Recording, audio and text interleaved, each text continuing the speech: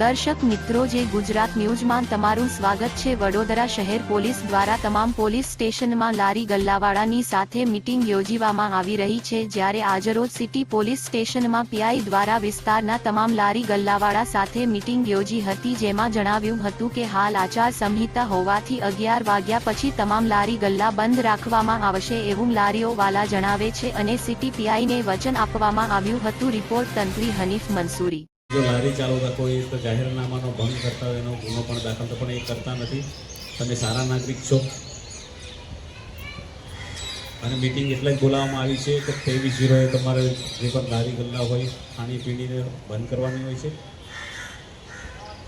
police આવે whistle મારે